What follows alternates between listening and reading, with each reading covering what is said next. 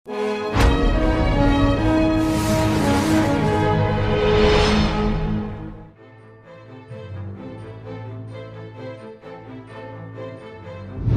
विवाद कम करने के लिए भारत चीन में बातचीत।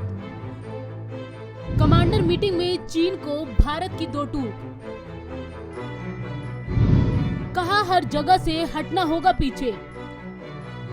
13 घंटे चली दोनों देशों के बीच छठे दौर की मीटिंग। जी हां, भारत और चीन के बीच सीमा पर तनावपूर्ण स्थिति को कम करने के लिए छठवीं बार कमांडर लेवल की मीटिंग हुई। दोनों देशों के बीच छठे दौर की बातचीत लगभग 13 घंटे तक चली। चीन के साथ बातचीत करने वाले ऑफिसर शीर्ष अधिकारियों को बातचीत का पूरा ब्यौरा भेजेंगे। इस बैठक में भारत ने सख्त रुख अपनाते हुए कहा है कि चीन को अपनी सेना विवादित जगहों से हटानी चाहिए, क्योंकि विवाद को बढ़ावा भी उसी ने दिया है। भारत की तरफ से कहा गया है कि डिसएंगेजमेंट के साथ ही सैनिकों की संख्या और सैन्य साजो सामान भी धीरे धीरे हटाने होंगे। ये मीटिंग करीब रात 11 बजे तक जारी रही। एजेंडा 5 सूत्री समझौते के क्रियान्वयन की स्पष्ट समय सीमा तय करना था। करीब 13 घंटे से अधिक चली इस बैठक में भारत ने चीन के सामने इन मुख्य बिंदुओं पर बात की।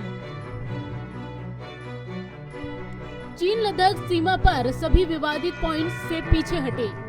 एलएसी से दोनों ओर से सेना को पीछे हटाने का रोड मैप तैयार किया जाए, जिस पर आगे बढ़ा जाए। चीन ने पहले नियम तोड़े थे, ऐसे में सैनिकों को पीछे हटाने की शुरुआत भी चीन करे और फिर भारत उसे फॉलो करेगा। पेंगोंग सो फिंगर इलाके से तुरंत चीनी सेना पीछे हटे। हॉट स्प्रिंग देपसांग का मसला भी भारत ने बैठक में उठाया।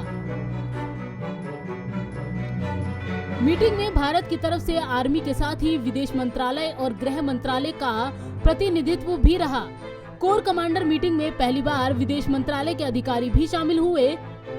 भारतीय सेना की तरफ से 2 लेफ्टिनेंट जनरल मीटिंग में शामिल हुए, तो वहीं आईटीबीपी के आईजी भी मीटिंग में रहे।